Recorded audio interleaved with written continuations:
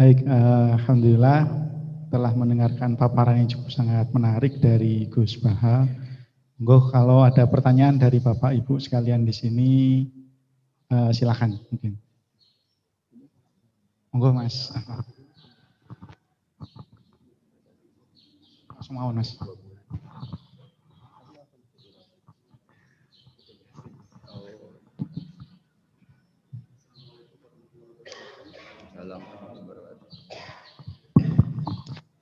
Gus badhe tanglet. Sojoon. Nggih. Gus, ilmu itu kan membingungkan. Semakin dipelajari, kita semakin merasa fakir. Kesimpulannya langsung ilmu itu membingungkan. Iya. Kita ambil menurut saya, jangan. Tapi ilmu itu juga paradok, Gus.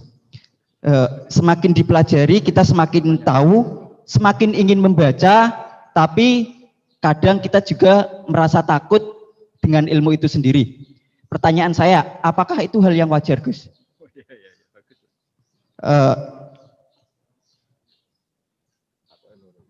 Terus, Gus, untuk saat ini ilmu itu banyak yang disalahgunakan.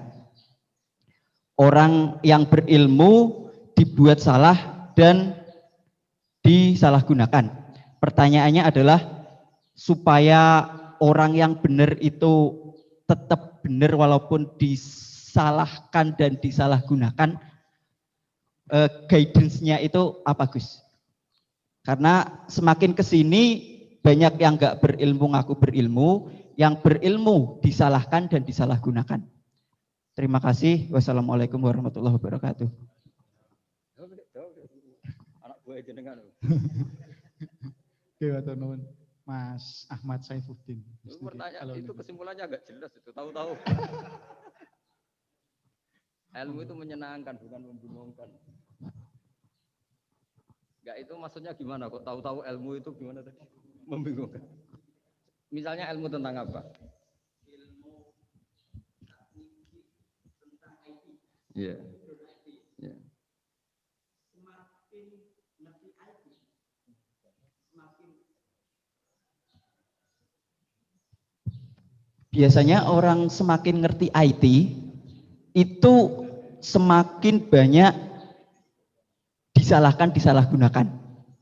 Jadinya banyak orang yang justru berilmu itu takut untuk muncul ke permukaan. Padahal itu justru ya dibutuhkan.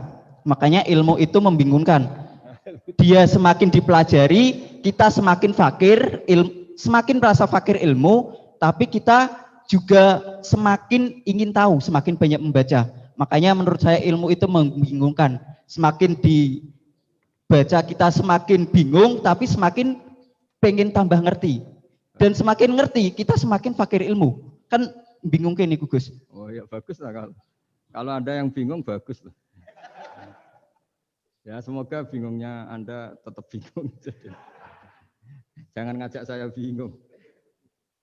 Gini ya, jadi kalau misalnya IT atau teknologi apapun, Islam datang itu kan ngatur ketentuan efek ya. Misalnya mudahnya komunikasi bagi orang yang soleh mungkin terus dipakai ngaji, dipakai kebaikan, dipakai menjaga NKRI.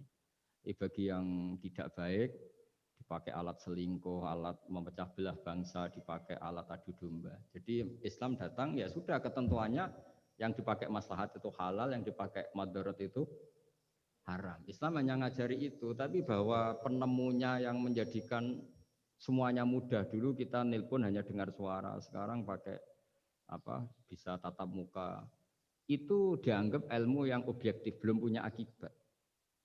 Nah nanti akibatnya tadi kalau nelpon yang yang kelihatan wajahnya itu apa namanya istilahnya itu video call. Kalau kamu sama guru kamu sama ibu kamu ya ibadah.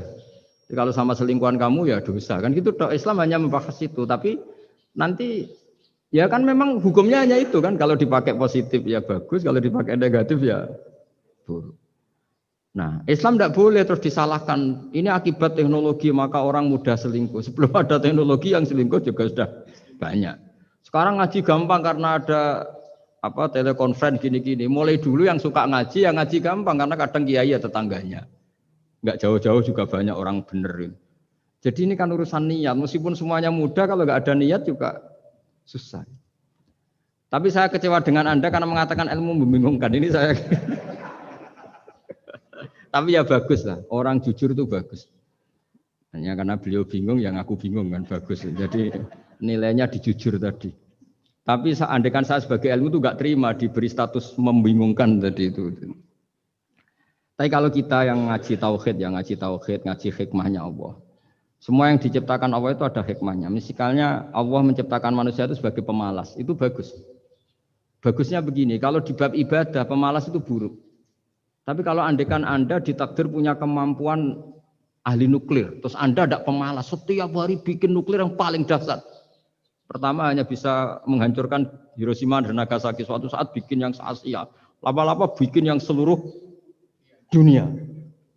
Lama-lama saking cerdasnya, pertama butuh bahan besar, lama-lama hanya kecil. Ribet kan? Barokahnya pemalas. Ngantor, baca koran. Ngantor, ngerumpi. Sehingga yang bagian nangani nuklir itu tidak pinter-pinter banget. Itu bahaya tuh kalau pinter banget itu, karena efeknya itu. Sama, sekarang kan ada kacamata pinter beda. Itu kan ketemu orang bisa merekam, kan semua privat orang bisa ribet kan. Nah agama itu ngatur yang halal ya biar halal. Misalnya begini ya, ada orang ke Mars atau ke bulan. Kita katakan pinter dalam konteks menjelajah alam. Tapi kalau dibalik, rakyatnya miskin butuh makan. Kemudian itu untuk biaya ke bulan. Itu bodoh apa pinter? Membiarkan masyarakatnya lapar karena biayanya dipakai naik ke bulan. Itu pinter apa bodoh? Tapi dari tidak tahu tentang bulan menjadi tahu, pinter apa bodoh? Pinter. Tapi kebutuhannya makan kok malah naik ke bulan, pinter apa bodoh? Ya saya juga bingung kayak Anda kalau nggak apa-apa ya. Ya memang ilmu ada sisi membingungkannya ya nggak apa-apa lah. Bingung-bingung dikit nggak apa-apa. Tapi ya kira-kira sudah bingungnya tambah.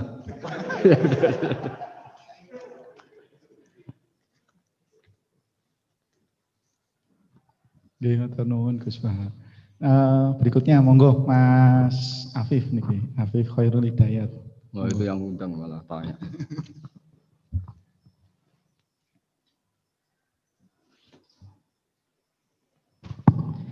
Bismillahirrahmanirrahim. Assalamualaikum warahmatullahi wabarakatuh. Terima kasih atas kesempatannya. Gus Baha izin bertanya, bagaimana cara paling efektif membendung pemikiran-pemikiran neo-khawarij di lingkungan kampus? Matur suwun, wassalamualaikum warahmatullahi wabarakatuh. Wah itu jawabnya paling gampang. Biasanya kewajiban itu dibebankan sama yang terkait. Jadi itu enggak saya itu pasti. Saya kan kiai pesantren, kamu kan orang kampus. Berarti kewajibannya di Anda bukan di saya. Di mana-mana kewajiban itu dibebankan sama. Ya. Sudah ya itu jawabannya gitu. Jadi kalau istri kamu yang rewel, jangan tanya saya, istri saya rewel gitu. Kewajibannya ya kamu cari solusi gitu. Kalau Anda punya Pak Komisaris kurang mikirkan jenengan, ya jangan tanya saya, jangan tanya ini. Begini ya, sebetulnya kita juga kadang salah mengkategorikan. Ada neo-khawarij, ada Islam ekstremis, ada moderat. Itu omongannya peneliti ya, itu kan peneliti itu harus mengkategorikan, terus sampling ilmiah harus diputuskan ini kategori apa, solusinya apa. Tapi itu analisis. Sebetulnya masalah itu tidak sesulit itu ya. Kalau Allah menghendaki gampang saja. Misalnya Anda berpikir neo-khawarij, kemudian anak Anda sakit, yang ditakdir nyuwun sewu harus hutang tetangga, kebetulan yang ngutangin itu orang Islam moderat. Ini yang sering lupa, para analis itu, saya ulang lagi, para analis itu, mbok ya ngregani pangeran. Saya itu sering ketemu para analis. Sering saya ingatkan, mbok ya kamu itu ngregani Allah. Allah itu punya hak untuk kreasi, punya hak untuk ngatur, punya hak untuk menentukan. Kita misalnya begini, kadang berpikir, orang neo khawarij tadi itu bisa enggak ekstrim kalau bacanya buku ini atau ngikuti pikirannya tokoh ini, itu kita. Tapi kalau Allah itu enggak. Saya beberapa kali ada kejadian orang begitu benci misalnya sama Muhammadiyah atau benci sama NU atau benci apa. Itu marine mergo anaknya pacaran terus nikah. Mulane corong Jawa gedeng tapi nyanding. Itu dulu banyak kiai yang benci Muhammadiyah. Barang anaknya besanan ya baik-baik saja. Karena nanti cucunya jadi Muhammad NU. itu buahnya ada 1-2 itu. Sama nanti orang yang kuras gitu ternyata pas butuh bantuan yang nolong itu Islam moderat. Akhirnya kan karena Al-Insan Abdul Ihsan itu ya respect. Jadi, nah tapi kita sebagai analis ngiranya kalau pikiran itu dilawan pikiran, tidak mesti juga. Jadi manusia itu segampang itu. Dulu yang namanya Abi Sufyan itu bencinya sama Nabi, Masya Allah juga sebaliknya. Tapi ketika Ummi Habibah jadi istrinya Nabi, itu kebencian yang penggemar Abi Sufyan dan Nabi cair. Begitu juga Juwairiyah. Makanya ketika ada konflik besar antara kelompok-kelompok itu, karena mereka sebagian sudah jadi istrinya Nabi itu, mereka bilang asharu Rasulullah SAW. Jadi konflik yang se-ekstrem itu selesainya pakai besanan. Ashar itu besanan. Mau tukaran gimana? Mau benci Muhammadiyah gimana? Cucunya sekarang sudah Muhammad NU. Yang NU juga cucunya sekarang, ya sudah. Akhirnya ya baik-baik saja. Jadi tidak udah ada solusinya. Kalau Allah sudah menghendaki nanti gampang saja. Sama jangan tanya, lah kapan itu Gus? Yang saya ada Tuhan, kamu tanya ya, tanya sama Allah. Jawabannya wallahu a'lam. Tapi saya mohon para analis ya, jangan corong Jawa ojo ngilani pangeran. Tuhan itu diberi hak untuk menyelesaikan karena banyak yang di luar dugaan. Wahsy itu menjadi mukmin justru setelah membunuh Hamzah. Khalid bin Walid menjadi mukmin justru setelah menang di perang Uhud. Tapi kalau Allah menghendaki segampang itu.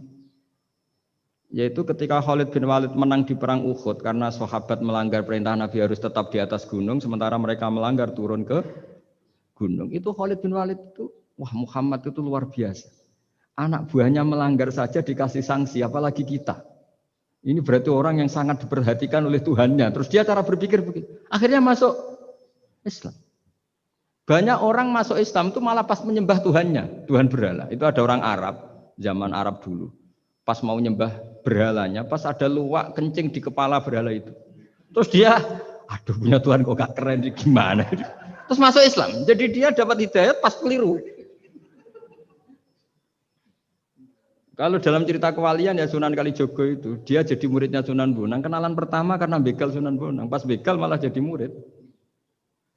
Jadi kalau Allah itu punya sekian cara. Kadang kiai itu gak bisa mengislamkan orang, tapi banyak mahasiswa punya pacar non muslim itu yang islamkan pacarnya. Ribet kan kalau sudah mau apa coba itu memang. Ya sudah, Allah itu diberi hak untuk tetap Allah sebagai Tuhan itu tidak usah. Mbah Mun itu diantara yang sering dikatakan beliau itu dulu saya juga agak protes dengan tanda kutip, tapi beliau ngendikan ya saya sami'na wa ata'na. Kata beliau gini, hak sok itu sing gawa agama nang Indonesia itu pegawai negeri. Yang bawa agama kemana-mana itu pegawai negeri. Saya sempat protes. Lah santri mau santri karuan mau santri.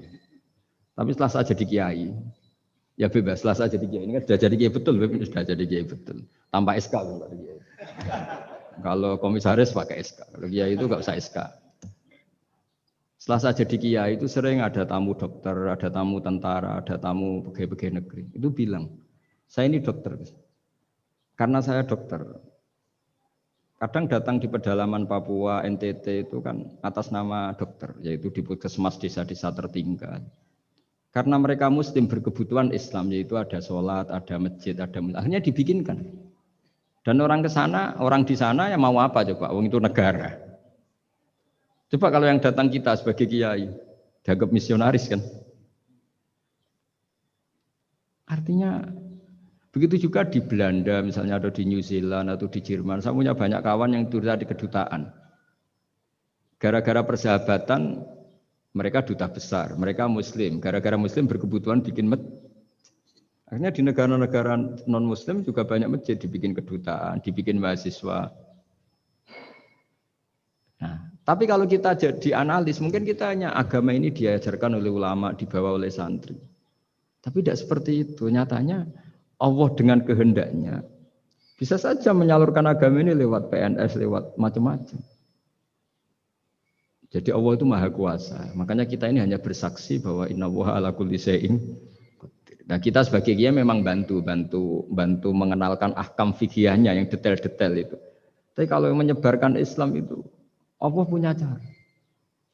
Saya kemarin pas ketemu Habib Quraisy di antara yang diceritakan itu. Orang Inggris itu kadang kenal Islam itu ya lewat Muhammad Salah itu, pemain bola itu. Karena mereka tidak ingin ngamati kiai, yang ingin diamati pemain bola. Jadi pertama, itu orang Prancis itu tidak benci Islam itu gara-gara Zainuddin Yazid Zidane itu. Zizou itu loh, itu namanya Zainuddin Yazid.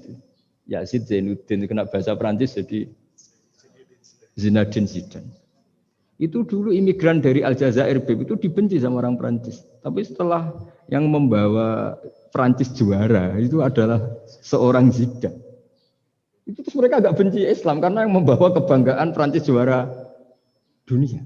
Apalagi kalau nggak salah pas itu ada 3 pemain Muslim Prancis. Orang ngira orang Prancis tidak benci Islam kan nunggu toleransi beragama lewat buku-buku toleran. Ternyata enggak karena pemain bola aja Pak. Kalau mau mengendaki sampai jurnal-jurnal di Prancis setelah juara dunia siapa bisa membenci orang Aljazair? Mereka harga kita, mereka martabat kita. Padahal dulu pandang sebelah. Dulu itu orang di Inggris, pemain Inggris, itu kalau mau sholat susah, mau puasa susah. Terus mereka ingin minta hak puasa kalau musim puasa.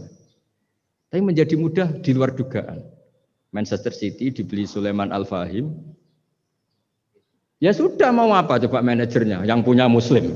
Nah, larang sholat tak pecat kan? Ya akhirnya ya malah ada masjid. Pelatihnya kalau ada yang puasa gitu, monggo dari akan mau apa coba. Segampang itu kalau Allah mengubah dunia. Makanya disebut ya muhawwilal ahwal hawil ahwalana ila ahsanil hal. Ya muqallibal qulub sabit qalbi ala dinik. Ya udah pokoknya semua itu ya kita ikhtiar tapi tetap yakin Allah yang punya cara.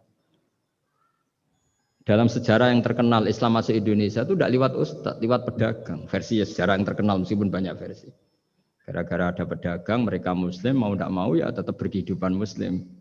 Berhubung kehidupan Islam itu menarik, simpatik, akhirnya banyak yang menjadi Islam. Jadi ya sudah seperti itu. Ya saya kira demikian. Terakhir loh, waktu ya sudah.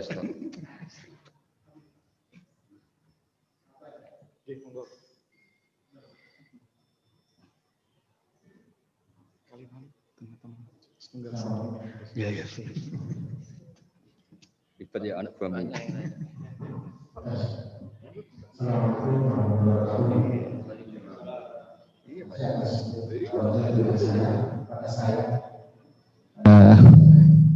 Gus Bah, saya mau tanya, tadi saya tertarik pada paparan tadi tentang masalah pengolahan emosi ya, kata saya sekitar itu ya.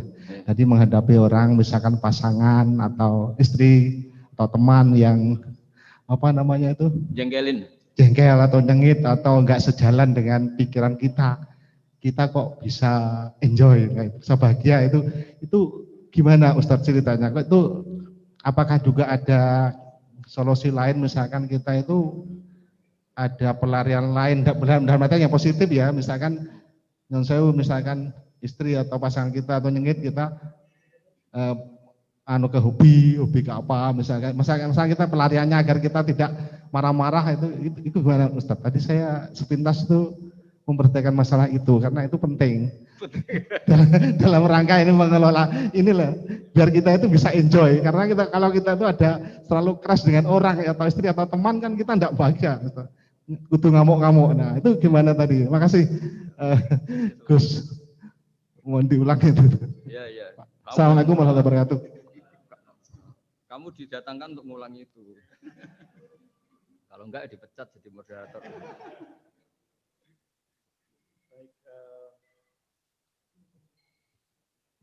Tadi pertanyaannya pun niki bagaimana mengolah emosi niki Gus. Ketemu kali niki pasangan apa teman nggih Gus sing nyengiti apa ngeten-ngeten Gus. Namanya siapa? Nun sewu Pak, naminipun sinten Pak? Saya Pak Haryanto, pensiunan Telkom Juwono. Tadi diajak sama Pak Zainal. Terima kasih Pak. Mohon doa.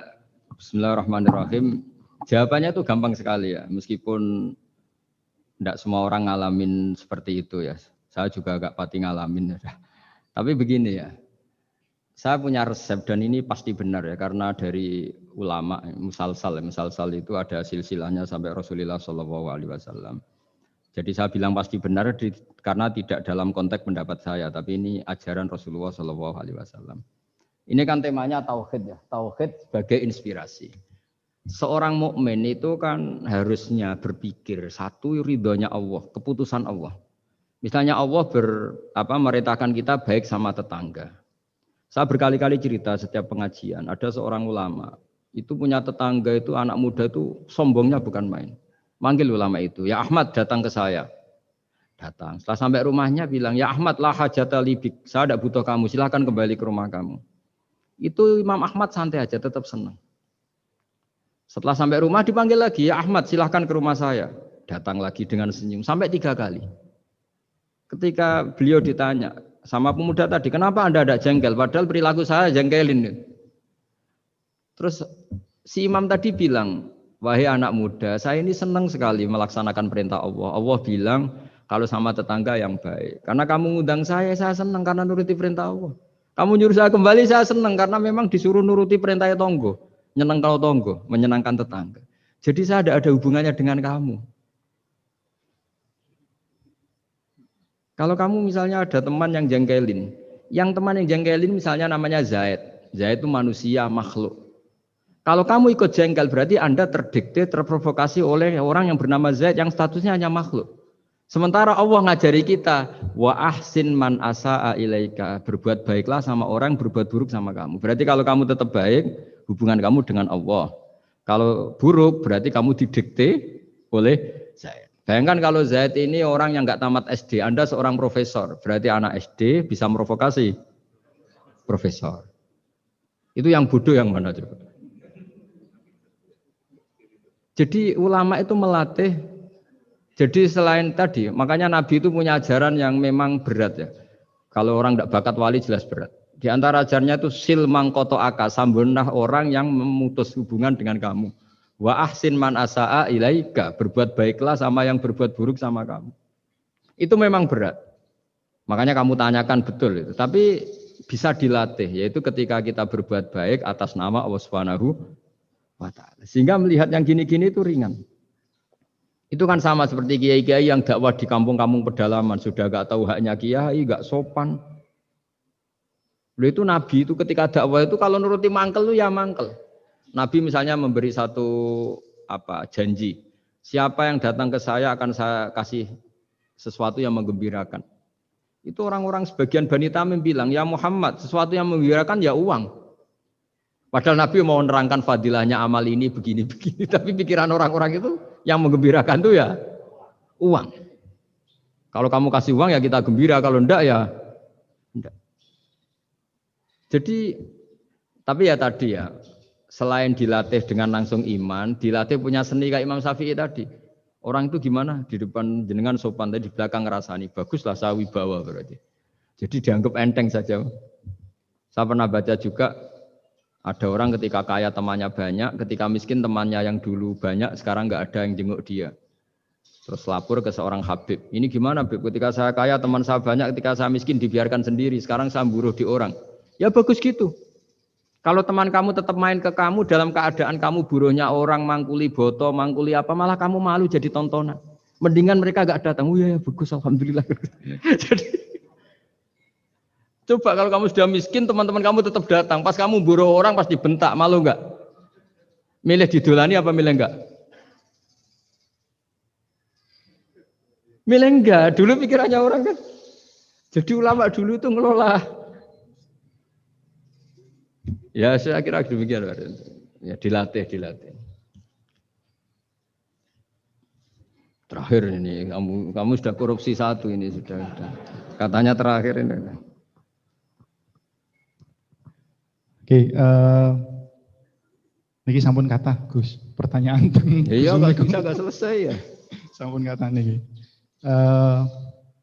Digabungkan ya Gus. Ya enggak bisa kalau satu ya satu kurang ya. Niki pertanyaan paling dasar mungkin Gus. Pertanyaan pertama, perbedaan antara akidah sama tauhid Gus. Apa perbedaan antara akidah sama tauhid? Yang berikutnya. Oh, ada. Sudah ini pinter nyelip-nyelipin politikus. Enggak apa. Gus. Betul apa? Sudah selesai maksudnya. Setunggal malih Gus. Gimana, Bu? Soalnya kata nih. 1B kan ya disuruh. Diistilahkan 1B. 1B. Jadi 1A terus 1B. Niki kata enten 20 pertanyaan niki Gus teng Zoom niki Gus. Ya udah pilih mawon nggih. Satu aja. Perbedaan akidah kali tauhid. Yang kedua, bagaimana Al-Qur'an menjadi inspirasi dalam kehidupan. Berkesempatan di mondok pesantren sementara ada di antara kita yang belum merasakan mondok di pesantren, belajar ilmu Al-Qur'an, maka ada beberapa yang mengikuti orang yang berani menafsiri tapi keblinger. Jadi tafsir ayam kambing adalah ulama, atau ada yang khawatir menafsiri sendiri jadi salah. Mohon pencerahan dari Gus Bahar. Bismillahirrahmanirrahim. Alhamdulillah ini terakhir, semangat sekali saya sudah. Begini ya. Jadi kalau biasanya ini sering dipakai Pak Kures ya, sesuatu itu pakai madatul kalimah atau kosakata. Jadi kalau akoda itu dari ain qafdal maknanya mengikat. Sehingga kalau kita transaksi disebut apa? Akad. Jadi sesuatu yang mengikat disebut akad. Kata turunannya bisa akidah, sesuatu yang sudah komitmen itu disebut akad atau akidah. Kita berkomitmen iman bahwa Allah satu. Nah satu itu bahasa Arabnya wahid. Terus dari kata wahada wahidu tauhidan, mengesahkan Allah itu disebut apa? Tauhid. Nah, tauhid itu dimulai la syarikalah, bahwa tidak ada kekuatan di luar Allah yang sekuat Allah, disebut tauhid. Jadi akidah dan tauhid itu sama, akidah ya tauhid, tauhid juga akidah. Jadi itu sama. Makanya yang dikatakan Islam itu apa? Yang dikatakan Islam itu adalah al-i'tiqad atau al-aqidah bil janan, akidah tertanam di hati, wa nutqu bil lisan, kemudian akidah itu kita lafadzkan, kita ucapkan, wal amal bil arkan, dan implementasi fisik kita juga seperti itu. Makanya yang dikatakan iman, dikatakan ihsan adalah tadi apa? Akidahnya itu ada bil janan di hati, diucapkan bil lisan, kemudian dipraktekkan bil arkan, yaitu anggota fisik, anggota tubuh kita. Sehingga sujud itu dianggap ibadah paling lengkap karena fisik kita ya tunduk sama Allah dengan kepala di bawah. Kalimatnya juga kalimat tunduk, subhana rabbiyal a'la wa bihamdi. Jadi makanya dilafatkan. Nah, dilafatkan itu penting supaya kuat. Makanya kita ini menyesali betul ketika ada perdebatan niat itu dilafatkan apa enggak. Itu enggak penting. Sebetulnya semua kita yang NU atau yang ahli sunnah atau siapa saja mengatakan melafatkan niat itu sunat. Jadi tidak mengatakan wajib. Tapi yang menentang dilafatkan juga kebablasan. Ngelafatkan saja kok enggak boleh. Makanya dulu itu ada guyonan ketika penguasanya itu niat duhur gimana? Dijawab usolli fardhu dzuri, salah, niat ada di hati. Barang yang satu kuasa, niat duhur gimana? Ditulis niat ada di hati, enggak, yang benar usolli fardhu dzuri. Ya ribet kalau gitu. Jadi akidah dari kata akoda. Akoda itu mengikat. Sehingga disebut akdun nikah, berarti ikatan nikah. Akdul ba' berarti hukum jual beli yang sudah jadi. Ya. Akidah itu kata turunan dari itu. Sehingga maknanya apa? Komitmen kita terhadap agama ini. Komitmen kita terhadap Islam. Apa komitmen yang paling dasar dalam Islam? Tauhid. Mengesahkan Allah bahwa tidak ada Tuhan selain Allah. Nah, terus tadi yang menyangkut tafsir ya. Tidak semua kita pernah mondok. Jawabannya sudah tahu lah kalau tidak semua kita itu pernah mondok. Tapi begini ya. Pesantren itu dulu Itu tidak harus seperti ini yang di pondok saya atau di pondok-pondok yang lain. Pesantren itu adalah sistem pengajaran di mana setelah diajarkan itu dirasakan, diamalkan, dijiwai. Sehingga dulu malah nggak ada pesantren yang kayak kita ini. Ulama-ulama dulu ya di rumah ngaji, tapi serius. Sehingga dulu itu memang yang dimulai ini yang adat kampus sebagian itu agak cocok itu menghafal. Kalau kampus itu kadang kuat analisisnya, kalau di pondok itu memang disuruh menghafal. Kenapa menghafal itu menjadi penting? Karena pengembangan itu setelah hafal. Tapi kalau tidak hafal, maka sebenarnya kita tidak pernah mengembangkan agama, mengembangkan pikiran kita sendiri. Sehingga kita ini butuh hafal, meskipun setelah itu ada analisis. Saya beri contoh misalnya gini, mulai kecil sampai tua kita ketemu orang yang sangat materialistik. Makan enak itu apa? Sate. Makan enak itu bakso. Makan enak itu pizza. Selalu kita dibentuk fisik. Tapi kalau kita ngaji sama ulama, makan enak itu apa? Ya saat kamu lapar. Maka ulama dulu mengatakan makanan enak itu apa? Idamuhu alju. Lauknya adalah lapar. Kalau kamu lapar semua makanan enak. Ini kearifan. Dulu ada ulama yang datang melihat istrinya makan satu piring habis.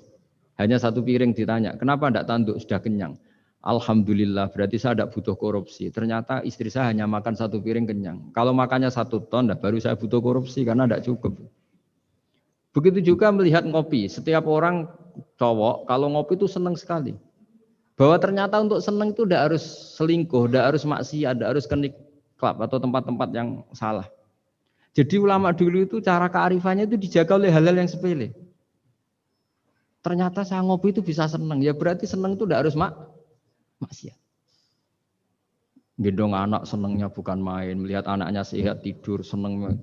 Sehingga ulama dulu mengatakan al-istidzat bil mubahat min qutbiddin. Menikmati hal yang dibolehkan Allah itu qutbuddin. Pokok dari agama ini.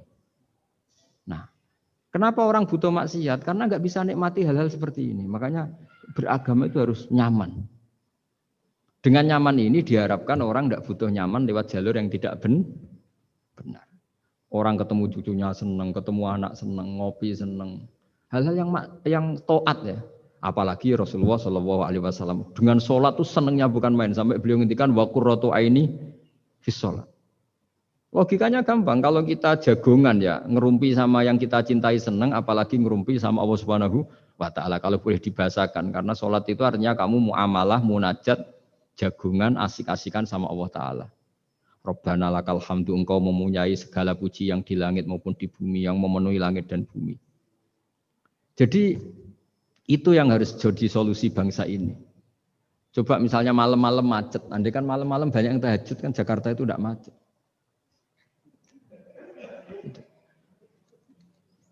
Jadi ulama itu ingin menjadikan taat itu solusi. Makanya qul bi fadlillah bi rahmati fa bidzalika falyafrahu. Orang yang sedang tahajud, itu setiap ulama dulu yang tahajud, itu sampai bilang gini, ainal muluk fi hadil ladzah. Enaknya apa jadi raja? Enak ya kita. Sayyidina Ali itu derajatnya tinggi. Di antaranya disebabkan beliau kalau wiridan gini, saya hafal wiridannya.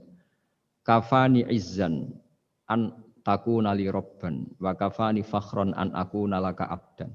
Gusti, saya ini punya nikmat yang luar biasa karena menjadi Tuhan untuk engkau. Zat yang abadi, yang kekal, yang pertama. Coba kalau saya jadi hambanya Fir'aun, Tuhan mati, tenggelam lagi, kan nggak ada kerennya. Udah gitu sekarang jadi tontonan lagi coba.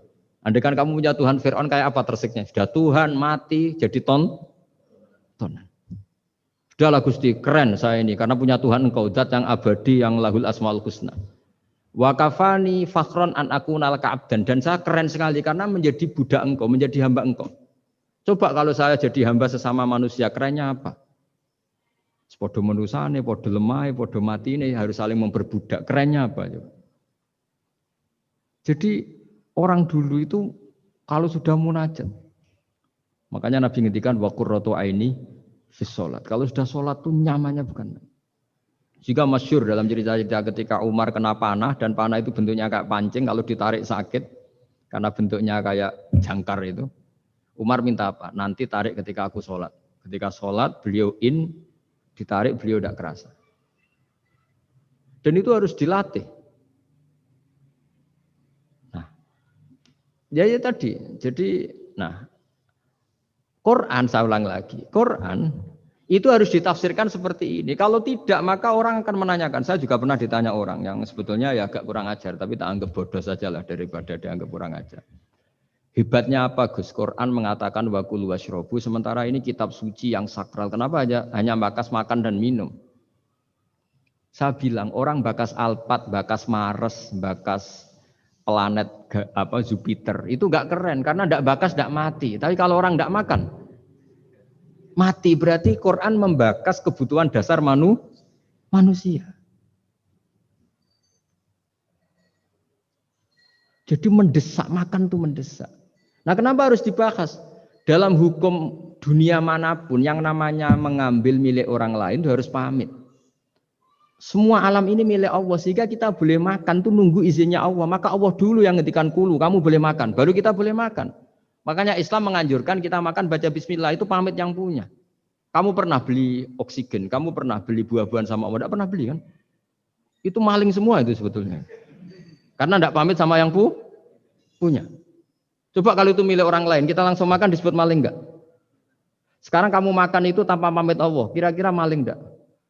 Kalau kita keras sebenarnya itu maling juga. Makanya kita dianjurkan baca bismillah. Untung Allah baik, enggak ngelaporkan ke polisi.